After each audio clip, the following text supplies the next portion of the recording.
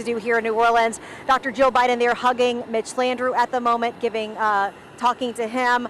The president kind of standing behind the vehicle. I don't know if you can get a good shot of him through that vehicle, but he's right on the other side of that black luxury vehicle. But again, Mitch Landrieu, Mitch's wife, speaking with Dr. Jill Biden.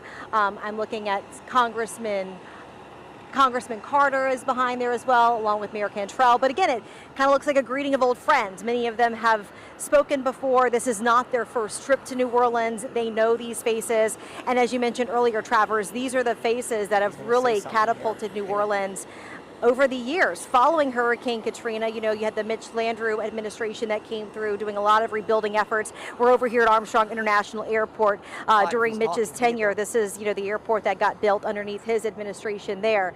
But again, you've got Cedric Richmond there speaking alongside Dr. Jill Biden there speaking. I think that's Mitch Landrieu's wife that she is speaking to at the moment. But again, making the greeting.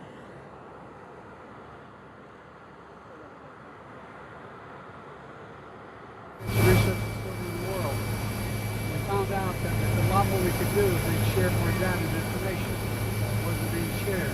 That was the cancer moonshot. And then when I got elected, when I ran for president, I decided to set up a cancer facility patterned on DARPA, which is the Defense Intelligence Agency position that is separate and apart from everything else. They're the ones that came up with everything from, anyway, all the major breakthroughs. So that's what we're doing with DARPA. And we're going to continue. We've $1.5 billion the last 3 years, and we're going to continue it. So I'll let you get out of the sun. Mr. President, what do you have to say about the conflict in the Middle East? Of course I'm concerned about it. Speaking to Benjamin Netanyahu, there have been reports that you told him to stop bullshitting. What exactly are you doing to put pressure on him to get to the table? If I told you what pressure I'm putting on, it wouldn't be very much pressure, would it? Anyway, Mr. President, what do you have to say about what's happening in Russia and Ukraine? Have you spoken with anyone in the Ukrainian government? I've spoken with my staff on a regular basis, probably every 4 or 5 hours for the last 6 or 8 days. And it's creating a real dilemma for Putin, and we've been in direct contact, constant contact with the Ukrainians. That's all I'm going to say about it while it's active. Okay?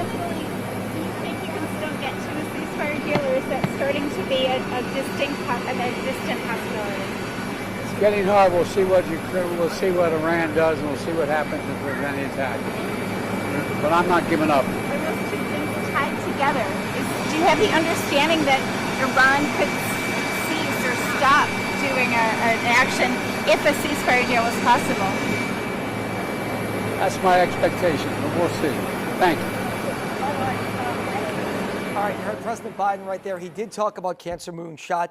That is a pool of mostly national reporters, so he was asked some questions about the Russian-Ukraine war and obviously what's going on in the Middle East with Gaza. But Randy, let's go back out to you live because he did talk about Cancer Moonshot and its importance to cancer research and bettering these outcomes around the country and the $23 million that's going to Tulane. So Randy, I know, let's go back to you out there live after the president just finished talking.